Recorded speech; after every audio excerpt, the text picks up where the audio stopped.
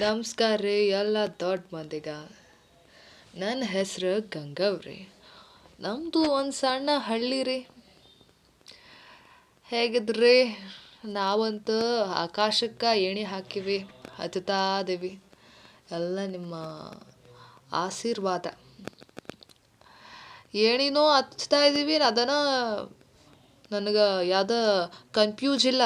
ಆದ್ರೆ ನನಗೆ ಕನ್ಫ್ಯೂಸ್ ಆಗ್ತಾರೋ ಒಂದು ವಿಷಯ ಐತೆ. ಅದೇನಂದ್ರೆ ಏಣಿಯಿಂದ ಯಾವಾಗ ಕೆಳಗೆ ಬಿದ್ರೆ ನನ್ನ ಗತಿ ಏನು, ನನ್ನ ಯಾರು ಎತ್ತಾರ ಅನ್ನೋದು ಒಂದು. ಬಿಡ್ರಿ, ಯಾಕೆ ಯಾವಾಗಲೂ ನಾವು ಬೇಡ್ತಾರೋ ಉಡಿಸ್ ವಿಷಯ ಯಾಕೆ ಮಾತಾಡೋದು. ಇವತ್ತು ಬೆಳಗ್ಗೆ ನನಗೆ ನಾನು ಕುಳ್ಳಿ ಇದ್ದಾಗಲ ನನಗೆ ಲಗ್ನ ಮಾಡಿದ ನಮ್ಮವ್ವ ಐಚ್ ಮುಂದೆ ಆಗಾಗ ಬತ್ತಿದ್ಲು. ನಮ್ಮವ್ವ ನೆನಪಾತು. ಅದಕ್ಕೆ ಆಕೆ ಕರಿ ಹಚ್ತಿ. ನನ್ನ ಹಾರ್ಟ್ ದೇವತೆ ಎತ್ಕೊಂಡು ಹೇಳ್ತಾರೆ, ಇವತ್ತು ಚೌತಿ ಆಯ್ತಾ ಅಂತ. ಮಂಗಳವಾರ ಚೌತಿ ಬಿದ್ರೆ ಲಾಟ್ರಿ ಹೊಡೆದಂಗೆ. ಅದಕ್ಕೆ ನಮ್ಮವ್ವ ಇವತ್ತು ಫುಲ್ ಉಪವಾಸ. ಇದಾ ಒಂದು ವಿಷಯ ನನ್ನ ತಲೀಲಿ ಓಡಾಡಿ ಒಂದೇ ಸಮ ನನಗೆ ಒಂದು ವಿಚಾರ ತಲೆಗೆ ಬತ್ತು. ನನ್ನ ಮತ್ತೊಂದು ಹಾರ್ಟ್ ದೇವತೆ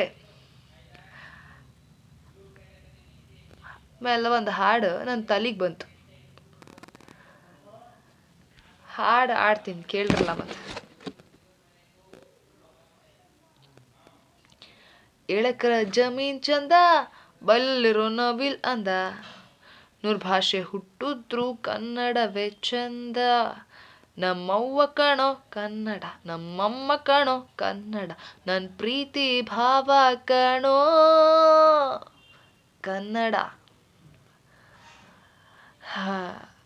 ನೋಡ್ರಿ ಎಲ್ಲ ದೊಡ್ಡ ಮಂದಿರ, ನಾ ಅಂತೂ ಹಾಡು ಆಡೀನಿ. ನನ್ನ ಹಾಡು ಆ ಕಡೆ ಈ ಕಡೆ ಆಚೆ ಈಚೆ ಇರ್ಬೋದು, ಆದ್ರೆ ನನ್ನ ಪ್ರೀತಿ ಕನ್ನಡಕ್ಕದಲ್ಲ, ಅದು ಮಾತ್ರ ಸ್ವಚ್ಛದಿ. ಈ ಹಾಡು ಕೇಳ್ರಲ್ಲ, ಇಷ್ಟಪಡ್ರಲ್ಲ. ನೀವು ಇಷ್ಟಪಡ್ತೀರಂತ ನಂಗೆ ಗೊತ್ತು, ಯಾಕಂದ್ರೆ ನಾನು ಹಂಗೆ ಹಾಡೀನಿ. ಯಾಕಂದ್ರೆ ನಾನು ಭಾಳ ಸಾಣಿ ಅತೀನಿ. ಒಂದಿನ ನಾನು ದೊಡ್ಡ ವ್ಯಕ್ತಿ ಆಗ್ತೀನಿ, ಫೇಮಸ್ ಆಗ್ತಾನೆ. ಎಲ್ಲ ನಿಮ್ಮ ಆಶೀರ್ವಾದ ಇರಬೇಕು. ನಿಮ್ಮಿಂದನೇ ಈ ಹಾಡು ಓಡೋಕ್ಕಾಗೋದು. ನೀವು ಹಿಂಗೆ ಪ್ರೋತ್ಸಾಹ ಕೊಟ್ಟರೆ ಇನ್ನೂ ದೊಡ್ಡ ಹಾಡು ಬರಿತೀನಿ.